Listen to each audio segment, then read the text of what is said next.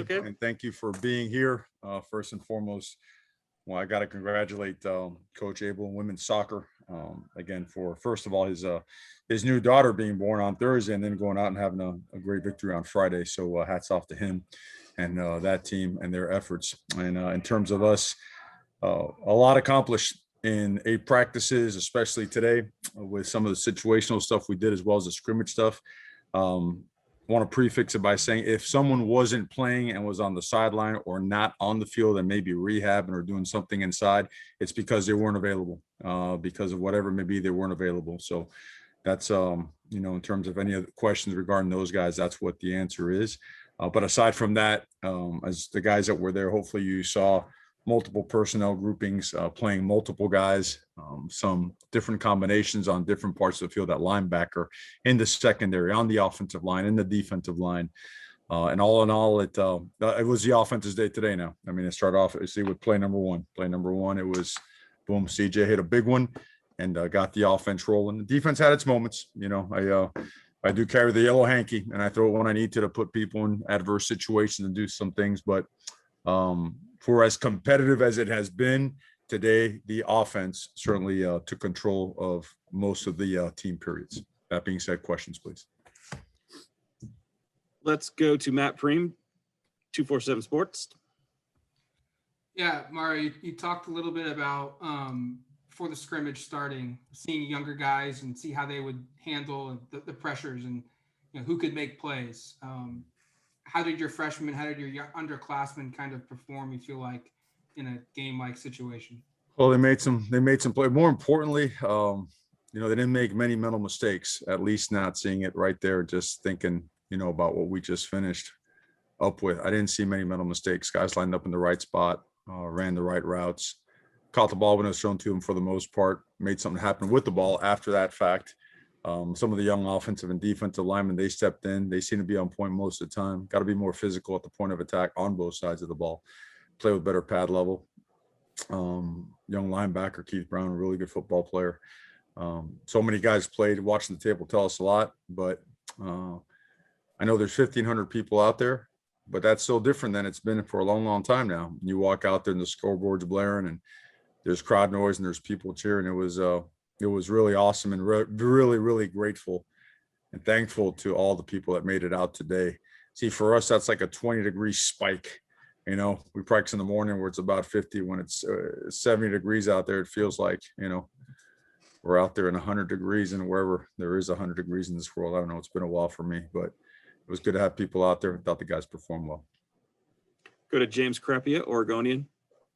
Mario, your thoughts on the quarterback? Certainly seemed like Anthony had a pretty good grasp of things. Ty ripped off a pretty good streak of 10-plus yard passes, and Jay had the big one late. But your thoughts on those three, and any reason why Robbie didn't get a go during the scrimmage portion? Yeah, Robbie tweaked his ankle on Thursday's practice during a team drill. So he got 7-on-7 work today. But he should have gotten at least 4 reps, 6 reps.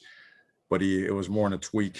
Some of these linemen, they're some big old heavy dudes, man. He got stomped on pretty good. We thought we might be able to get him to go. Figured it was safe to keep him in 7-on-7. So that's why his reps were limited. Thought Anthony Brown continues to get a really good grasp of the offense and made several big plays and good decisions for the most part. A couple of those we'd like to have back in the middle of the field where, we weren't on the same page in terms of an option route. But certainly he's just progressing well. Both Jay Butterfield and I would say Ty's about as talented as a freshman as you'll see. And they made plays today. They made big plays. They made big throws. A couple were dropped. Those two are battling really hard, and so was Robbie. And you're mixing and matching those guys with 2s and 3s at receiver, at tight end, at the offensive line. They're doing well enough where we feel that they are progressing to not only make this a real competitive situation, but that they're going to help us win football games this year. So what would they like to have back? Understanding protections, 5, 6, 7-man protections are all different.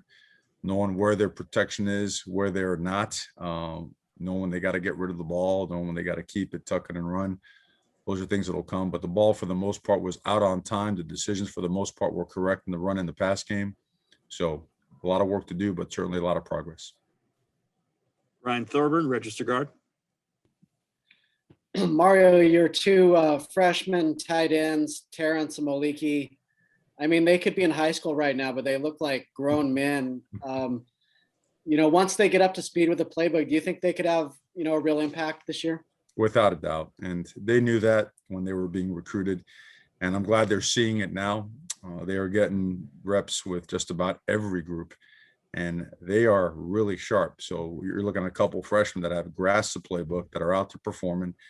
And the moments weren't too big. Caught the ball in traffic, broke a tackle, got up the field, lowered a shoulder, and were physical, both with the ball in their hand and when they have to block. Blocking for those guys is always going to be the hardest component of their, the way they mature and grow as a tight end. Always has been. They've both gained in the area of 10 to 15 pounds of muscle. So they're stronger, they're faster, they're more physical. Big future for both those guys.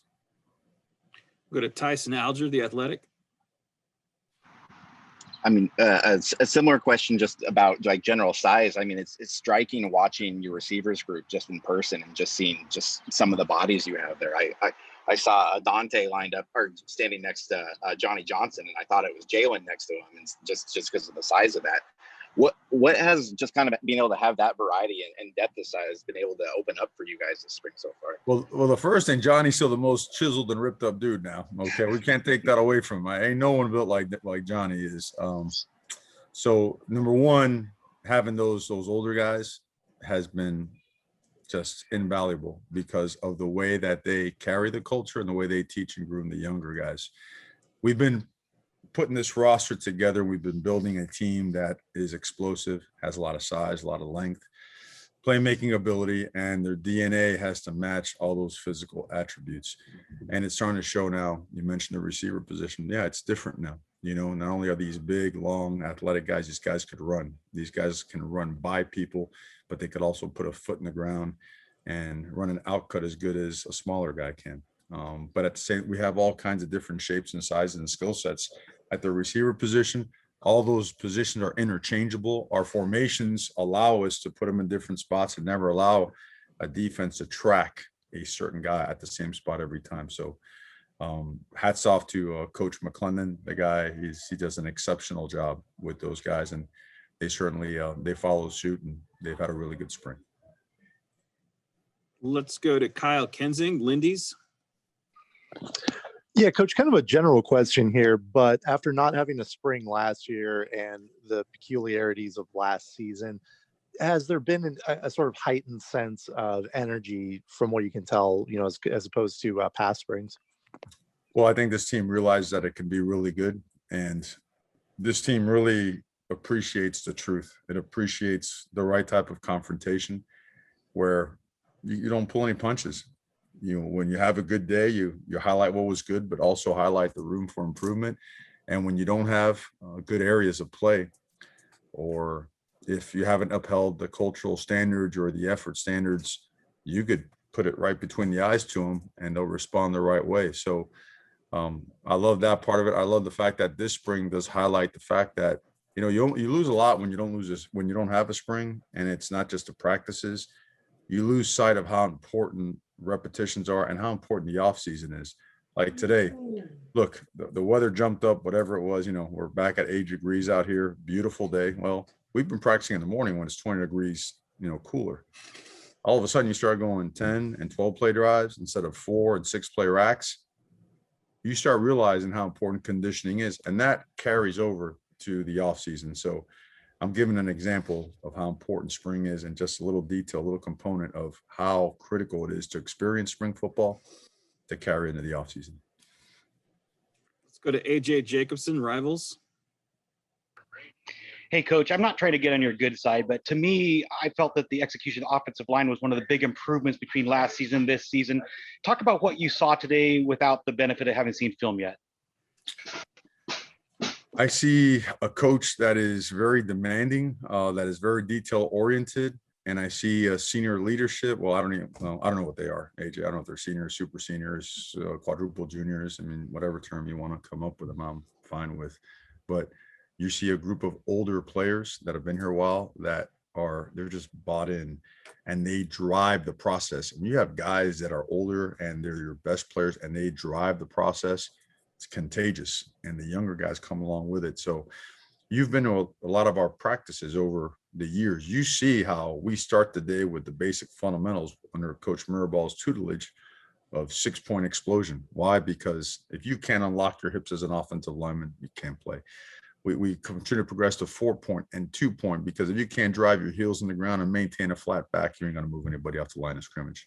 The principles and values of elite offensive line play and trench play are just, it's a barrage every single day of the drills and all the things that are necessary to get that. So between him and Coach Salavea, it's a war. Every single day is a battle in there, and it has allowed us to improve a ton. James Crepia. I wanted to ask you about some guys on the second line on defense, because you're not a program that gives out reps at any time of year just because. I mean, these guys are there and they're making plays for you. I mean, Ken was on talking about getting some of the young linebackers in and rotating a lot of them in early, other than 2 minutes, so that they get more looks other than Isaac. So whether it's Jackson or Keith, in particular, Nate, what do you see from them? And I mean, Triquez Bridges, a guy we haven't heard from much these past 2 years, makes a tackle for loss there down in the red zone. Jaden Navarrete, I think, made a TFL as well. Guys, lower down the depth chart who made plays for you today. They sure did. I tell you one thing I really want to mention, a couple guys it's really important is, Isaac Slade today was his son's first baseball game. And credit to him for, we wanted to be there. First one, right? We've all had, our sons do stuff first, and he was able to watch his son slug 3 home runs, and they can get on over here and change right on the sideline, warm up, and go right to practice.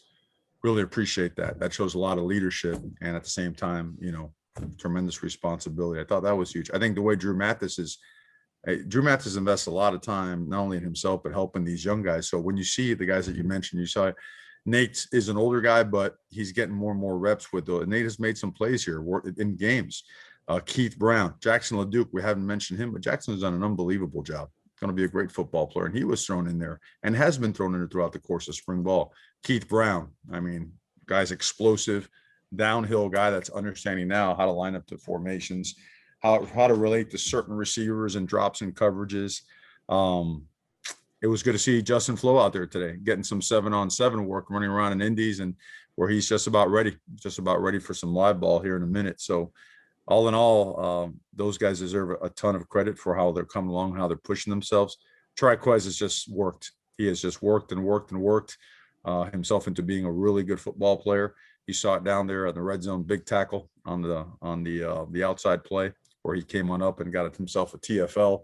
I think he broke up a couple passes as well today. Long guy. You look at Triquez, he just kind of keeps going. He just goes and goes and goes. But he is a lot of credit to him for, again, just working hard and putting himself in a position where he's going to be a big-time contributor to this team. Eric Scopel, 247 Sports. Coach, is the plan to do another scrimmage next Saturday? And I guess it's kind of crazy to think, but we're getting down there now with the number of practices left before the spring game on the 1st. What are you kind of trying to get done in the next 15 days or so? Yeah, we were thinking about that and talking about that yesterday. It's kind of like today, you saw the offense get a first down, but all of a sudden a mystical flag fell on the field. Well, I have like 4 of those in my pockets, and it went from 1st and 10 in the red zone to no, it's 3rd and 14.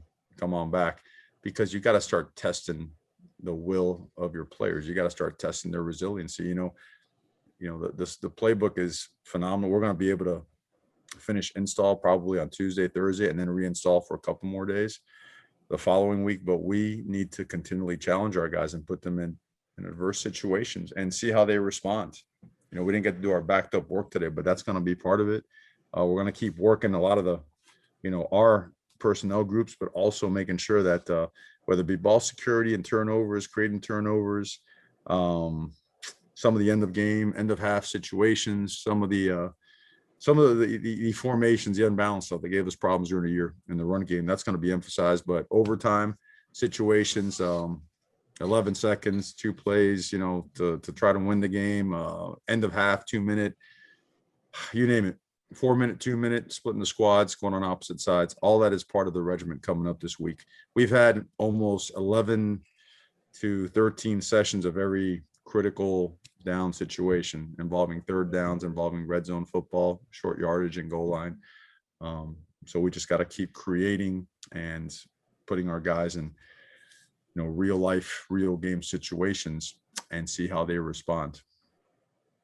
Let's go Ryan Thorburn. Mario, Jim Mastro was just saying that this is the best team chemistry since he's been here, and he was talking to you about how it might be a special team chemistry. What do you think makes it that way? I think a lot of guys were here in 19, and some of that rubbed off, and 18 was such a different deal, so much time missed. I mean, really, it's like,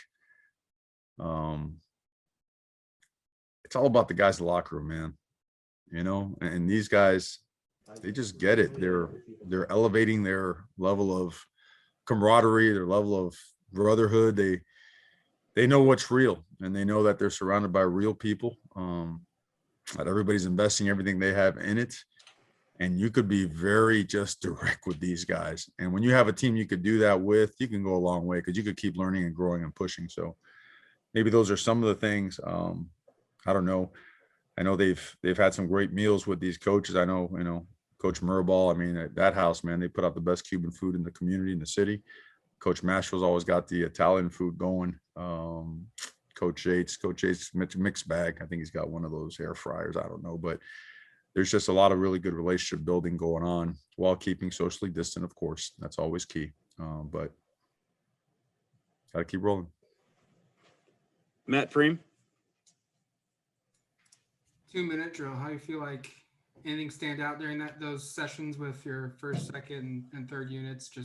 Yeah, I want to watch again on film. I thought there was leakage with the first group, lack of conversion. Obviously, what really stood out is, come on, man, it's urgent time, right? It's the season of urgent, and from the way we got the whole process, it's on us. And to me, the best thing now when we go on Monday, we have a running camera that not only shows you play by play, but shows the actual, okay, guy was tackled over here. What are these 5 linemen doing? What is the running back doing? Are all eyes to the sideline while they're sprinting to the ball to get set and save valuable time. So we got a lot of work to do there. From an execution standpoint, obviously the 2s and the 3s got it down there, hit a big play with the 2s, missed a shot with the 3s, but ended up getting it down there, and presented them with different situations, like we did on Thursday and on Tuesday. They're all getting shots at needing a field goal, needing a touchdown, 2 minutes before the half, 2 minute end of game. So we can be a really good 2-minute offense. The quarterback's he's real good with understanding what we're trying to do and getting the ball out of his hands. He understands not to take a sack. We just got to do a better job with the whole process. Let's go Max Torres, Ducks Digest. Mario, earlier this week when we were talking about kind of what you'd be looking for in this scrimmage, you talked about emphasis on fundamentals and just regardless of age, having guys, come out and know how to execute football plays. How did you feel, obviously looking before film, how'd you feel about that today? I feel there were some guys that played at a high level, but I feel like we were inconsistent overall. And I felt that leading up to this particular practices were very even. And I felt that this one, the offense started really strong, and they didn't let up. They kept throwing. They kept throwing punches and kept moving the ball, pushing the ball. They were successful in the run game. A couple times there could have been sacks too, which changes the complexion of a driver or whatnot. But I wanted to just keep playing and get plays in.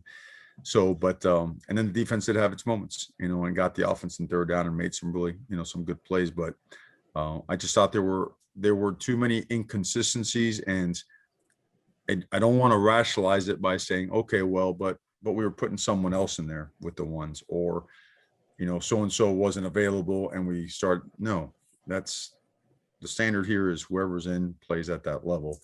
And those are the things that we're very direct about and that we have to do a better job coaching so we could get higher level execution on a more consistent basis. But I thought that there were some really, really high level moments out there today that we could build upon, and overall a great spring so far and a great tape to teach and learn from. So just looking forward to getting on that tape and, moving forward and getting some corrections done.